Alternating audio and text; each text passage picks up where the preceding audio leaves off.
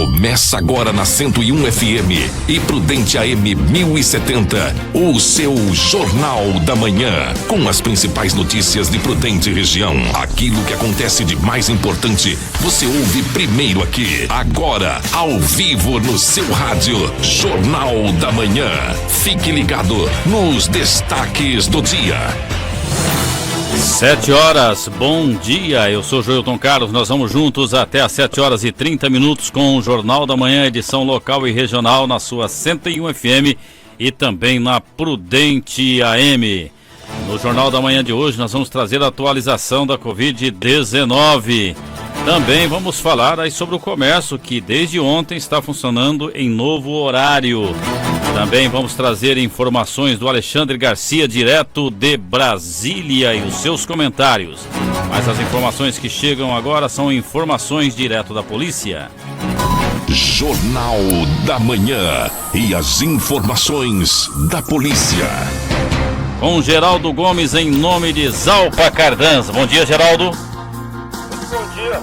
Bom dia a você. Bom dia, ouvintes. Bom dia para você que está aí acompanhando já as informações do setor policial. Neste momento, nós temos aí o atendimento a um capotamento de um veículo aqui na Avenida Brasil, com a Manuel Goulart. Nós não temos mais detalhes, informações sobre a possibilidade de vítimas, né? Mas o fato é que no local tem um veículo que se envolveu num acidente, né?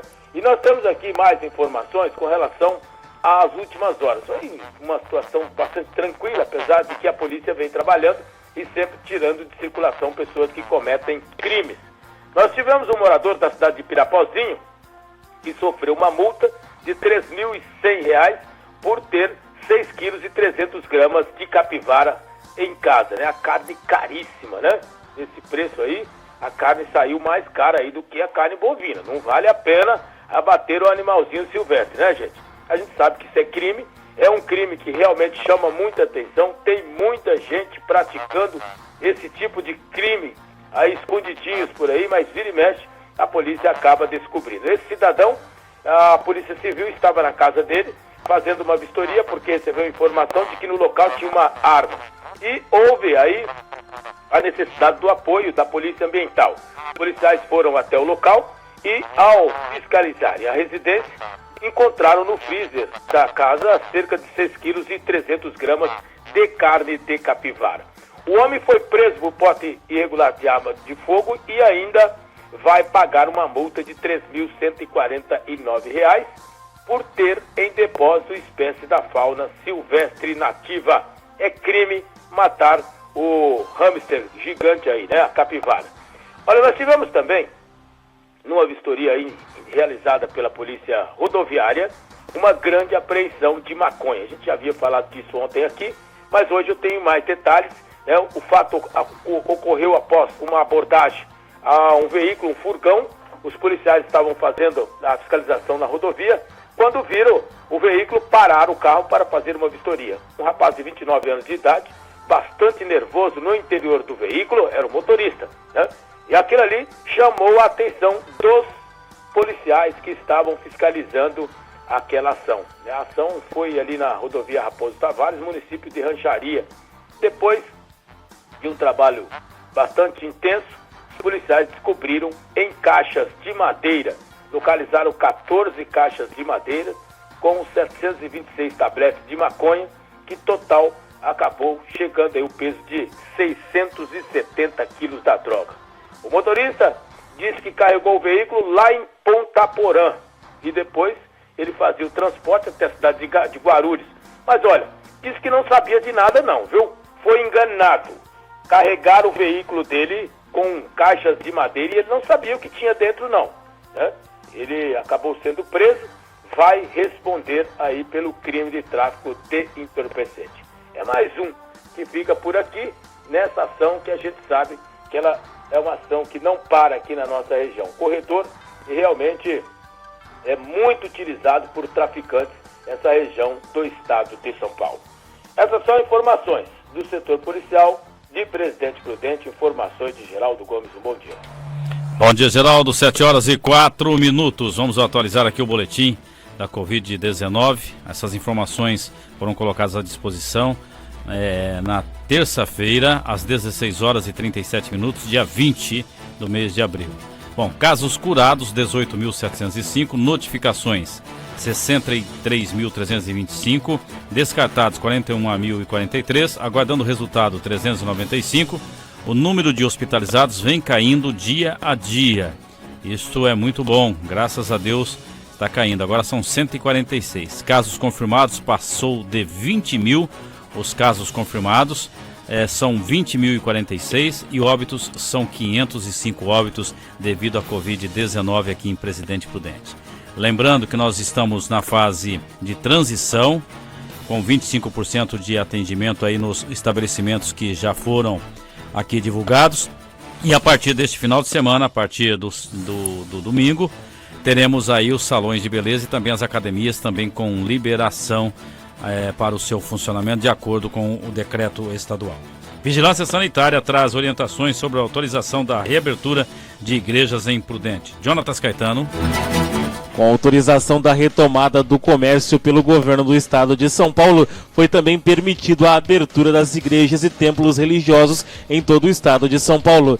Em Presidente Prudente, a Vigilância Sanitária tem feito um trabalho de fiscalização e orientação das igrejas. O supervisor da Vigilância Sanitária, Daniel Gulim, explicou como funcionará a autorização para que as igrejas possam realizar celebrações neste momento de autorização da fase de transição do Plano São Paulo. A orientação com relação às igrejas e templos religiosos é aquela que foi disposta agora no decreto 31.901, editado na sexta-feira passada pelo prefeito Ed Thomas, aonde está liberado aos cultos religiosos, né, a partir de horário até às 19 horas. As recomendações que nós temos para fazer para essa população que frequenta as igrejas e os templos é manter o distanciamento, uso de máscara, observar o uso de álcool em gel e evitar o contato interno dentro desses estabelecimentos.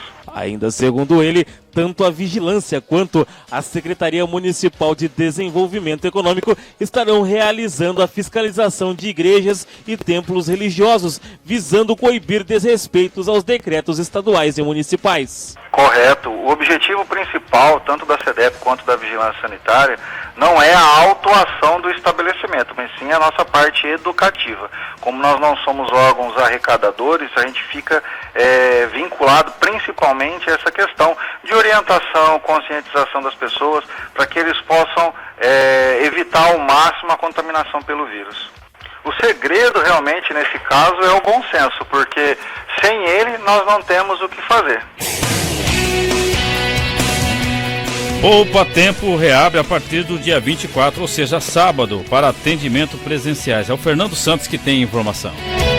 A partir de sábado, todas as unidades do Poupa Tempo serão reabertas para a realização de serviços de forma presencial. A medida faz parte das iniciativas da fase de transição do Plano São Paulo e será adotada seguindo todos os protocolos sanitários, com capacidade reduzida de atendimento e agendamento prévio de data e horário.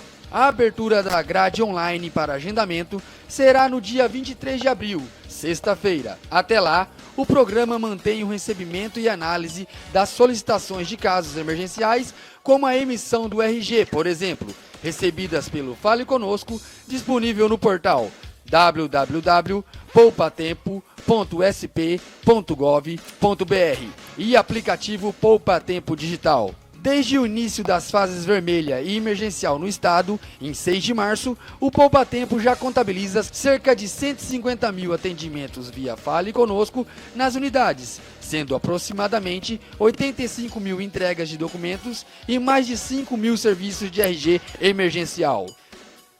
Mesmo com as unidades fechadas, o Poupa Tempo não parou de trabalhar, oferecendo atendimento de forma digital e, quando necessário, abrindo espaço para casos emergenciais, garantindo dessa forma a saúde de todos os envolvidos no processo.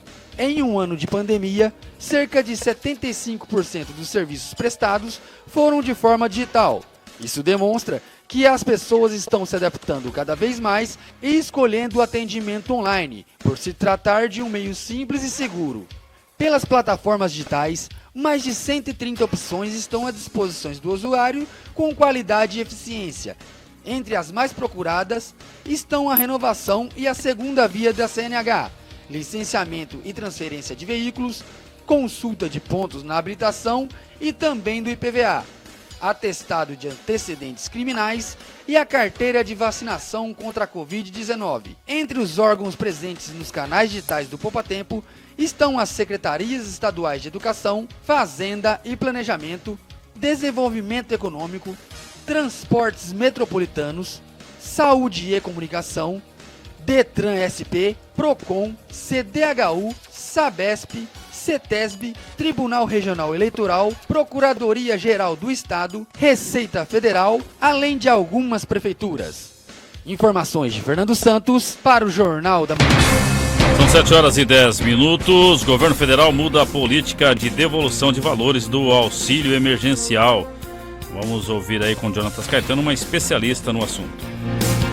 O governo federal, através do Ministério da Cidadania, mudou a maneira com que é feita a devolução dos valores do auxílio emergencial pago no ano passado. Com isso, boa parte dos que declaram imposto de renda deverão devolver os valores do auxílio emergencial. A advogada especialista em direito previdenciário, doutora Ana Célia Gama, explicou como funcionará esta devolução.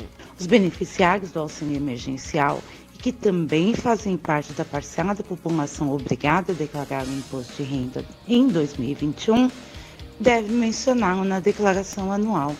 Isto porque o auxílio emergencial é considerado um rendimento tributável e por isso deve ser declarado conforme as regras da Receita Federal. Aquelas pessoas que em 2020 receberam o auxílio emergencial e fazem parte como titulares ou dependentes financeiros em declarações de imposto de renda com rendimentos tributáveis, sem constar o auxílio em valor acima de R$ 22.847,76, tem que devolver o benefício recebido durante o ano calendário da declaração, ou seja, em 2020. De forma geral, a regra é que seja realizada a declaração, o cidadão informe todos os rendimentos tributáveis recebidos por ele e seus dependentes financeiros. Em 2021, os critérios de obrigatoriedade para declarar o imposto de renda são: quem recebeu rendimentos tributáveis acima de R$ 28.559,70, contribuintes que receberam rendimentos isentos acima de 40 mil e quem recebeu auxílio emergencial em qualquer valor e teve também outros rendimentos tributáveis em valor anual superior a R$ 22.847,76. A advogada também explicou que as novas regras também valem para os beneficiários do Bolsa Família. O mesmo vale para os beneficiários do programa de Bolsa Família, que também devem declarar o auxílio. Agora, quem recebeu o benefício em 2020, mas não recebeu os rendimentos tributáveis superiores aos R$ 22.847,76 e não se encaixa em nenhum outro parâmetro de obrigatoriedade, está isento de declarar. Assim, se você recebeu o auxílio emergencial e teve também rendimentos tributáveis superiores a R$ 22.847,76, terá que devolver o valor recebido e o DARF será emitido automaticamente logo após o envio da declaração do imposto de renda. Agora no Jornal da Manhã, o tempo e a temperatura. Às 7h14, neste momento a temperatura é de 17 graus, a mínima foi de 16, a máxima chegará a 29 graus. Hoje não há probabilidade de chuva, vento a 15 km por hora, a umidade relativa do ar deve oscilar entre 29% e 85%. O sol nasceu às 6h41 e vai se pôr às 18h07. Nós vamos ao intervalo comercial e daqui a pouco a gente volta com Libertadores, também com Alexandre Garcia. Jornalismo, independência e credibilidade. Jornal da Manhã. De volta no seu rádio, o Jornal da Manhã. 7 horas e 18 minutos no Jornal da Manhã, edição local e regional na 101 FM e na Prudente AM. Você também pode ter mais informações no Prudente News, o mais novo portal de informações de Presidente Prudente. Câmara aprova projeto para retorno às aulas presenciais. Sandra Fontela. A Câmara aprovou nesta quarta-feira projeto para a reabertura de escolas e faculdades durante a pandemia. A proposta diz que educação básica e superior da rede pública ou privada de ensino são serviços essenciais e não podem ser interrompidos. Pelo texto aprovado, fica proibida a suspensão de aulas presenciais durante pandemia, emergência e calamidade pública. A proposta prevê exceção em situações sanitárias de estados e municípios que impeçam o retorno às salas de aula. O texto agora segue para análise do Senado. Para a vice-presidente do Centro dos Professores do Rio Grande do Sul, CEPERS, Solange Carvalho, a proposta é absurda considerando o atual cenário de pandemia. A professora reconhece que a escola é um espaço importante para alunos e professores, mas neste momento o essencial é a preservação das vidas. Nada substitui o olho no olho, só que nesse momento é um momento extraordinário e nós estamos fazendo esse trabalho remoto por causa disso, que a gente entende que as vidas devem ser preservadas, tanto nossas quanto dos alunos e suas famílias, porque a partir do momento em que tu vai ter aulas presenciais, mesmo que o governo diga que é híbrido, por exemplo, que vai uma parcela, isso vai causar uma movimentação de alunos para irem até a escola, para os seus pais levarem, enfim, vai haver exposição grande.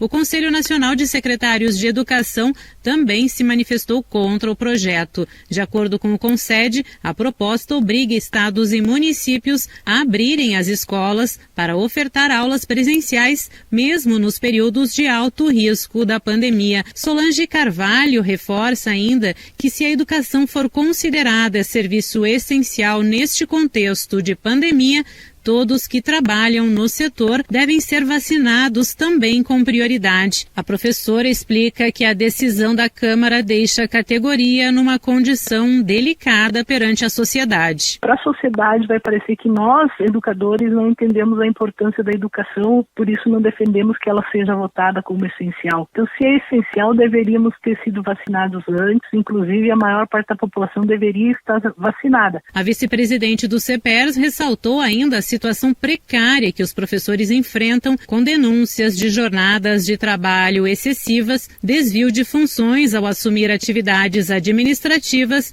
entre outros desafios impostos durante as atividades escolares por meio remoto. Agência Rádio Web de Brasília, Sandra Fontela.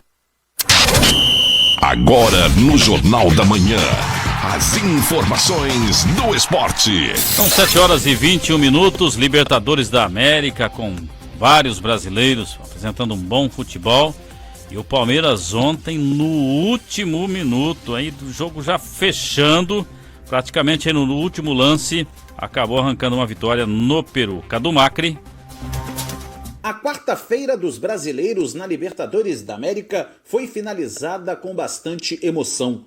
Na estreia do Palmeiras na edição 2021 do torneio, o Verdão foi do céu ao inferno em 3 minutos. Mas no final das contas, a torcida alviverde ficou feliz com a vitória do time em cima do Universitário do Peru por 3-2, com o terceiro gol sendo marcado no último lance do jogo. O Palmeiras chegou a abrir 2-0 durante o segundo tempo, mas a expulsão do zagueiro Empereu, seguida de um gol dos peruanos, mudou a cara do confronto. 2 minutos depois, o Universitário empatou cobrando pênalti. De acordo com o técnico Abel Ferreira, os jogadores em campo e no banco de reservas acreditaram que o time teria uma oportunidade de vencer, mesmo com um jogador a menos. Com a ajuda mesmo dos jogadores que estavam no banco, um dos nossos capitães, que neste caso foi Filipe Melo, que sempre puxou também pelos próprios jogadores. O Rony dentro do campo também puxou, íamos ter uma. E quando nós acreditamos muito e atraímos muito aquilo que pensamos, e muito sinceramente por aquilo que foi os 90 minutos, teríamos que sair daqui com a vitória, porque falhámos muitos golos e este era um jogo para ficar resolvido logo na primeira parte. O Atlético Mineiro também estreou na Libertadores fora de casa, mas não saiu de campo com os 3 pontos como o Palmeiras. O Galo só empatou com o La Guaira na Venezuela por 1-1. Sem Cuca, suspenso por ter sido expulso na final do ano passado, quem comandou o time na beira do campo foi seu irmão Cuquinha, que não gostou das oportunidades desperdiçadas pelo time durante todo o jogo. Tivemos muita posse de bola, criamos várias oportunidades, mas um jogo que nem o de hoje, a única coisa que você não espera é sair atrás. E saímos atrás, tivemos que correr atrás do resultado. Vai perdendo a confiança com o passar do tempo, empatamos o jogo, criamos algumas oportunidades para poder vencer e não vencemos, mas não tem que ficar lamentando, tem que trabalhar, melhorar a parte ofensiva. Não adianta criar 30 chances e fazer um gol, temos que criar e fazer mais gols e trabalhar, não adianta ficar se lamentando. Os brasileiros voltam a campo na semana que vem. O Palmeiras recebe o Independiente Del Valle na terça-feira no Allianz Parque, às 9h30 da noite. No mesmo dia e no mesmo horário, o Atlético joga no Mineirão com o América de Cali, da Colômbia. Agência Rádio Web, com informações da Libertadores da América, Cadu Macri. Agora quem chega com seus comentários de segunda a sexta aqui no Jornal da Manhã e também no Jornal do Meio-Dia é o Alexandre Garcia. Alexandre, bom dia. Bom dia. Vamos falar um pouquinho de novo sobre a CPI da Covid? Pois é, eu vi uma entrevista no Correio Brasilense do senador pelo Ceará, Eduardo Girão. Ele é candidato à presidência da CPI. E me chamou a atenção de que ele, primeiro, ele disse que é um absurdo ter um relator, está se falando em Renan Calheiros, que seja pai de um governador que recebeu verbas federais e certamente a CPI vai investigar o destino dessas verbas. E ele disse que quer ser presidente da CPI porque o presidente da CPI é quem escolhe o relator. Aí já temos a chave dessa história. Bom, um registro triste, né? Pela primeira vez, a Covid ultrapassa as demais doenças respiratórias em causa de morte. Segundo registro no cartório, as doenças respiratórias como pneumonia, síndrome respiratória aguda, insuficiência respiratória, mataram até ontem, o registro até ontem, 380.492 brasileiros. E segundo esse consórcio, porque os números do cartório são menores, mas vou citar o consórcio, a Covid já matou 381.475. A primeira vez que ultrapassa. As outras doenças respiratórias sempre estiveram na frente. No ano passado, aliás, a Covid ficou em 4º lugar. Mas é responsável pelo grande barulho que se faz hoje, né? Tem muito a ver com a eleição do ano que vem. Né? Bom, 24 governadores assinaram uma carta, mandaram para o presidente Biden, aliás, entregaram para o embaixador em Brasília, embaixador americano, e o embaixador aceitou a carta, embora a Constituição diga, no artigo 84, que compete privativamente ao presidente da República, como chefe de Estado, as relações com outros países. Eu fico lembrando do que Brizola diria a respeito disso. Né? Certamente ele faria uma ironia com as 13 colônias que deram origem aos Estados Unidos e agora ele certamente ia lembrar de 24 colônias aqui, né? de nossas cabeças coloniais. O organizador dessa carta a Biden chega a dizer o seguinte, que os governadores têm responsabilidades e compromissos independentes do governo federal. Com isso, ele confirma as decisões do Supremo, que as responsabilidades e compromissos são dos governadores e dos prefeitos e não do presidente da República. Né? Independentes do governo federal, disse ele. Né? E derruba a narrativa de que o presidente é que é responsável, que é a narrativa que foi motivo dessa CPI. Bom, gente, vejam só, o ministro Alexandre de Moraes, que nunca foi juiz antes de Temer nomeá-lo para o Supremo, agora anulou uma decisão de um juiz de carreira federal, Marcelo Bretas, né, que tornou réu Temer. Interessante. Né? E é um caso acontecido na usina Angra 3, né? Com contratos com a usina Angra 3, de Angra dos Reis. Ele aplicou o princípio jurisdicional de Fachin, ou o princípio Fachin jurisdicional, dizendo que a jurisdição não era Rio de Janeiro, que a jurisdição é Brasília. Certamente, Brasília deve estar mais próxima de Angra do que o Rio de Janeiro, né? Bom, e por fim, eu queria lembrar vocês, né, só para vocês pensarem a respeito, a grande cobertura que a mídia brasileira deu ao julgamento nos Estados Unidos do policial que, ao imobilizar uma pessoa que já estava no chão, acabou matando-o, né? Deu grande cobertura. Agora, eu não vejo cobertura dos policiais aqui do Brasil que derrubam o comerciante, o pipoqueiro, a senhora que estava no parque, a senhora que estava na praia, derrubam no chão, torcem o braço, quase esguelam a pessoa, algemam a pessoa imprensada no chão. Eu não tenho visto cobertura sobre isso aqui no Brasil. Mas lá nos Estados Unidos, como tem importância para nós? De Brasília, Alexandre Garcia. Com as informações de Alexandre Garcia, estamos finalizando mais um Jornal da Manhã na 101 FM e na Prudente AM. Na Prudente AM tem Hélio Cassimiro a partir das 8 horas da manhã. Aqui você continua com a comunicação agradável, descontraída de Paulinho Vidigal até as 9.